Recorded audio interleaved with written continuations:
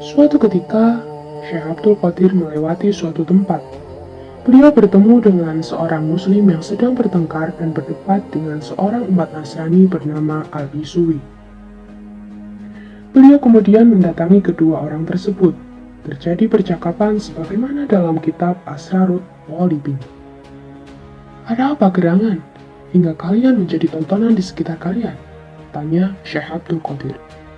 Kata seorang muslim, sebenarnya kami sedang membanggakan nabi kami masing-masing. Siapa di antara nabi yang paling baik? Dan saya berkata kepadanya bahwa Nabi Muhammad SAW yang paling utama. Sedangkan orang Nasrani mengatakan bahwa Nabi Isa yang paling sempurna. Syekh Abdul Qadir bertanya kepada orang Nasrani, apa yang menjadi dasar dan apa pula dalilnya sampai kamu bisa mengatakan bahwa Nabi Isa lebih sempurna daripada Nabi Muhammad atau Nabi yang lainnya? Lalu orang Nasrani itu menjawab, Nabi Isa mempunyai keistimewaan. Beliau bisa menghidupkan kembali orang yang sudah mati. Sedangkan Nabi Muhammad, apa buktinya kalau dia bisa menghidupkan orang mati? Syekh Abdul Qadir melanjutkan lagi pertanyaannya. Terlalu tinggi kalau Nabi itu saya. Apakah kamu tahu bahwa saya ini bukan Nabi?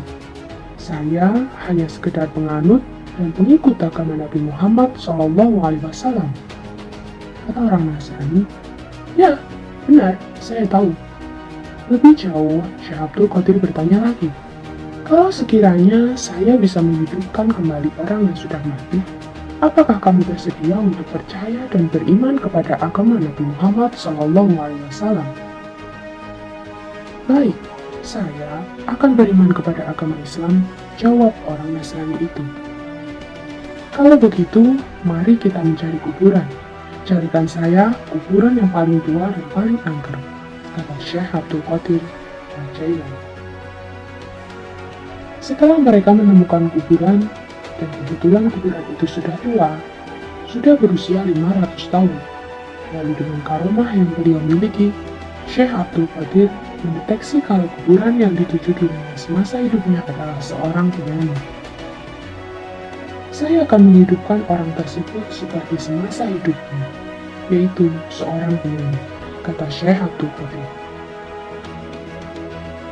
Syekh Abdul Qadir mengulangi lagi pertanyaannya. Nabi Isa, kalau akan menghidupkan orang yang sudah mati, bagaimana caranya? Orang Nasrani menjawab, beliau cukup dengan mengucapkan bi'idznillah. Artinya, bangun kamu dengan izin Allah. Nah, sekarang kamu perhatikan dan dengarkan baik-baik, kata Syekh Abdul Qadir. Lalu beliau menghadap pada kuburan tadi sambil mengucapkan bi'idzni. Artinya, bangunlah dengan izinku. Jangankan nabiku, aku saja bisa. Kalau Nabi Muhammad SAW terlalu tinggi, kata Syekh Abdul Qadir. Bi'idzni, bukanlah bi'idznillah lagi. Hal ini beliau lakukan bukan untuk menyombongkan diri karena karomah yang beliau miliki, melainkan sebagai peringatan untuk melemahkan orang yang meremehkan Nabi atau yang tidak mempercayai Nabi Muhammad SAW. Syekh Abdul Qadir Al-Jailani tidak memakai kata bi'idznillah, tapi bi'idzni. Hakikatnya, Syekh Abdul Qadir Al-Jailani tetap memohon kepada Allah Subhanahu wa Ta'ala.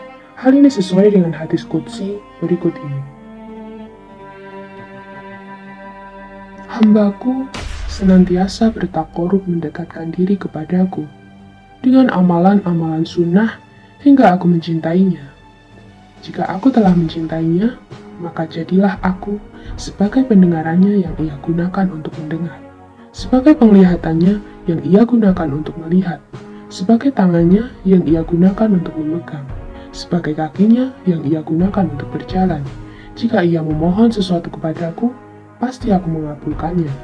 Dan jika ia memohon perlindungan, pasti akan aku berikan kepadanya. Hadis riwayat Bukhari.